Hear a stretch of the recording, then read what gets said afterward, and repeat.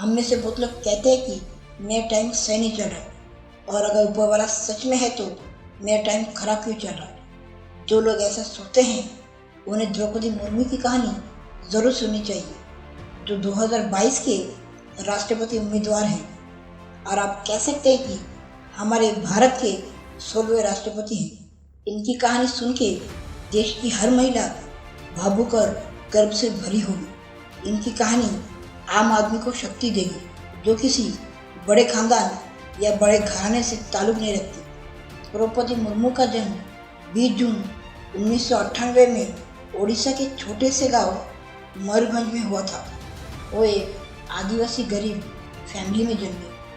द्रौपदी मुर्मू ने अपने निजी जीवन में बहुत कठिनाइयों का सामना किया, और किस्मत ने भी उनकी बहुत परीक्षाएं ली।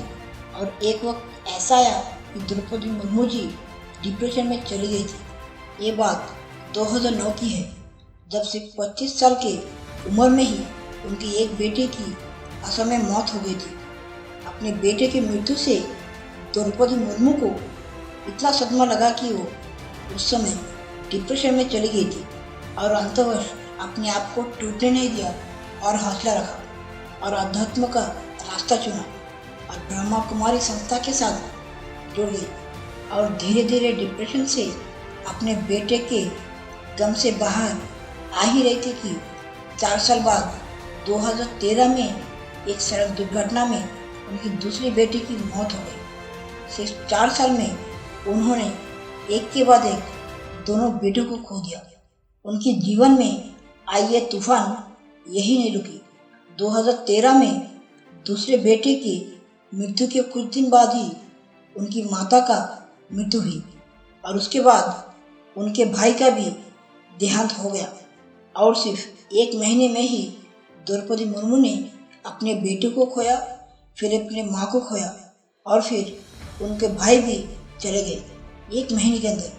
और जब इन सभी दुखों से पीछा छोड़ अपने जीवन में आगे बढ़ रही थी कि जब अगले साल 2014 में उनके पति का भी देहांत हो गया। उन्होंने अपने जीवन की इस मुकाम तक पहुँचते पहुँचते उन्होंने अपने सभी अपने जनों को खो दिया, सिवाय एक बेटी के। इसके बाद उन्होंने आध्यात्म के साथ साथ योग का भी रास्ता चुना और डिप्रेशन के साथ लड़ाई लड़ी, और तब तक लड़ी जब तक इसे हरा ना दिया। और इसके बाद 2015 में वो झारखंड की पहली महिला गवर्नर बनी। द्रौपदी मुर्मू एक जमीन से जुड़ी नेता मानी जाती है। वो बहुत विनम्र स्वभाव की है। इसका पता तब चलता है जब वो अपने गृह जिला एक मंदिर में पहुंची, तो उन्होंने झाड़ू भी लगाई और वहाँ मौजूद पुजारी और सभी लोगों से आम आदमी जैसी बातें की, जैसे वो पहले करती थी। द्रौपदी मुर्मू ने एक इंटरव्यू में कहा कि वो कभी सपनों में भी नहीं सोची कि वो कभी राजनीति में आएंगी। साल 1979 में भुवनेश्वर के रामदेवी महिला कॉलेज से ग्रेजुएशन पूरी की, और उसके बाद उन्होंने अपनी पहली नौकरी क्लर्क के तौर पे की, और इसके बाद उन्होंने एक कॉलेज में असिस्टेंट प्रोफेसर बनकर छात्रों को पढ़ाने लगे। उनके लाइफ का टर्निंग पॉइंट तो तब आया जब 1997 में मयूरभंज से वार्ड परिषद बनी।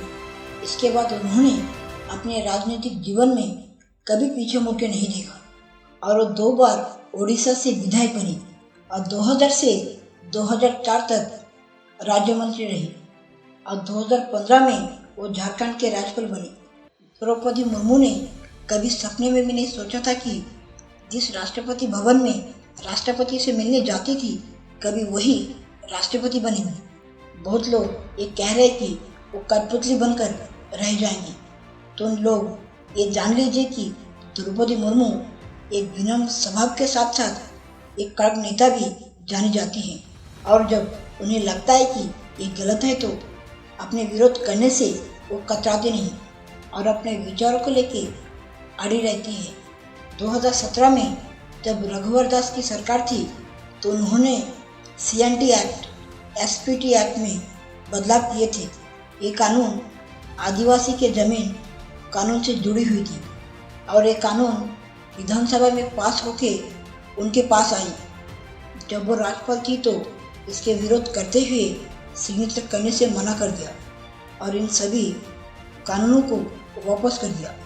उनका कहना था कि ये सब कानून आदिवासी के हित के खिलाफ है और उस समय रघुवर दास जो बीजेपी छत्तीसगढ़ के मुख्यमंत्री थे वो दिल्ली आए इन कानूनों को पास करने के लिए, लेकिन द्रौपदी मुर्मू ने मना कर दिया और पीछे नहीं हटी और अपने फैसलों को लेकर अड़ी रही। इनकी कहानी सुन के एक कहावत याद आती है कि न संघर्ष न तकलीफ तो क्या मज़ा जीने में, बड़े बड़े तूफान थम जाते हैं जब आग लगी हो इस सीने में।